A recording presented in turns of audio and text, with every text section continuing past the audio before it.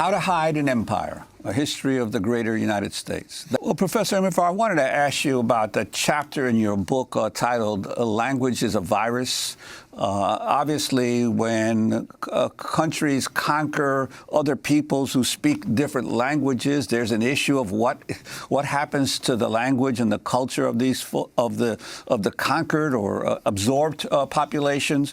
And you talk in your books much on the issue of the English language and how the absorption first of French speakers in Louisiana, of the native peoples, of the Puerto Ricans and the Philippines, how the language issue began to be dealt with.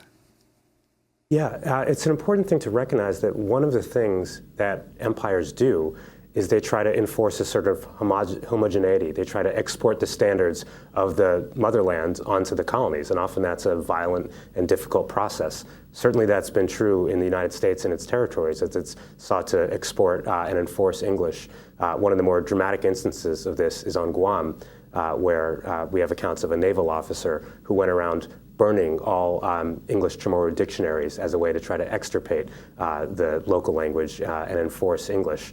And there's all kinds of accounts of various colonial subjects being forcibly moved onto English language only schools, being physically punished if they speak their native language rather than English. What's really interesting about that, however, is not only the way that the United States has done, as many empires have done, to try to enforce its language in its colonies, but that actually the United States has been remarkably successful in enforcing its language outside of its colonies too, after World War II.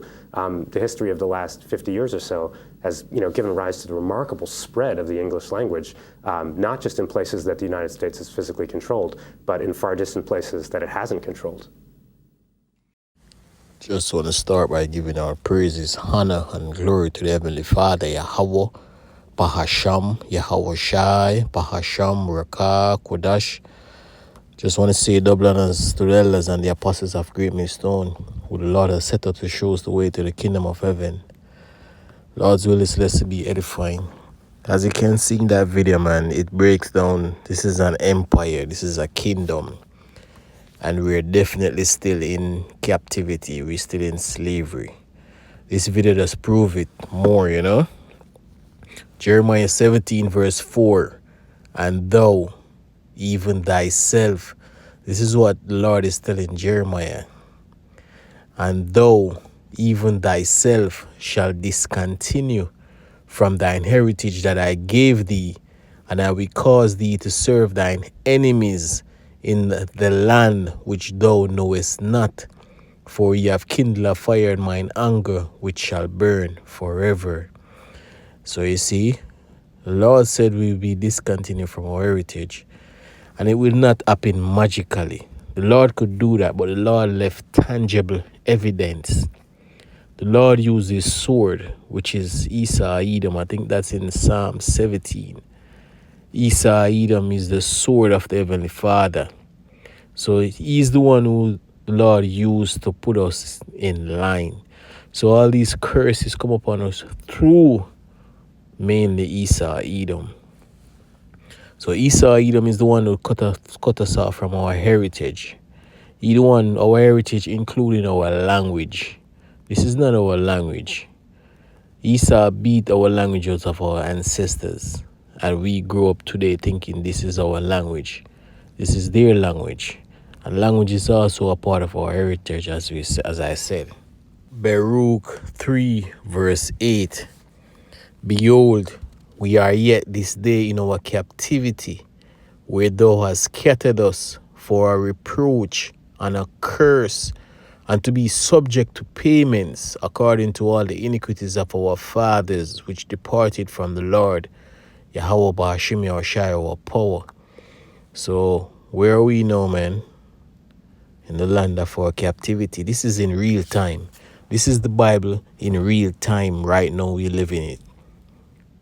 This is not our land. This is not where we're from.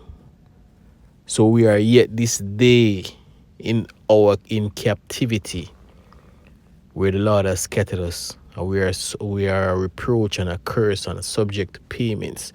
Tell me that's not what's happening with us. I'm going to jump to verse 10. Oh, happen it Israel, that thou art in thine enemy's land, where we know that thou art waxing old in a strange country, that thou art defiled with the dead, and waxing old. We we're born from our ancestors, so we're not waxing old in this place.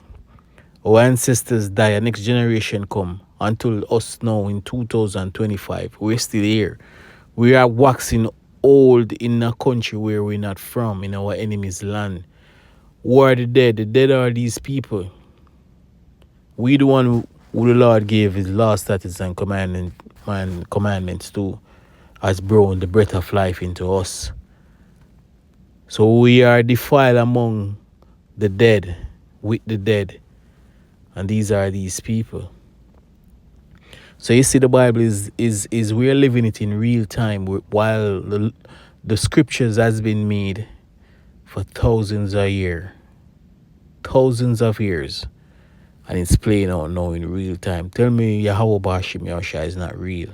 The God of this Bible, the God of the Israelites. Isaiah 41 verse 14.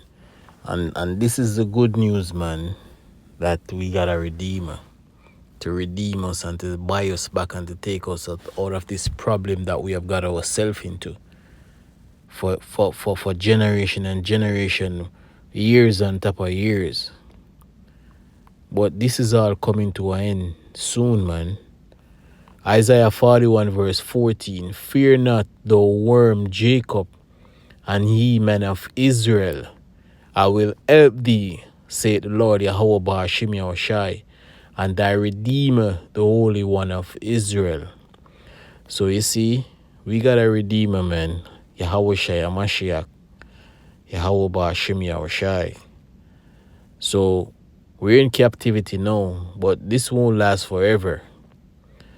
But Lord's will, this lesson was edifying, man. I just want to give our praises to the Heavenly Father, Yahawah BAHASHAM YAHWASHI, BAHASHAM, RAWCHAA, QADASH, Shalom. Kwam Yasharala. Every empire falls. That is certain, no matter how long they reigned and how far their rule stretched. From the Romans, who ruled for over 1,000 years, to the Ottomans, who spanned continents, and the USSR that changed the political landscape of the modern world. So is the empire we're living under today also crumbling? Yes. The key question is how fast.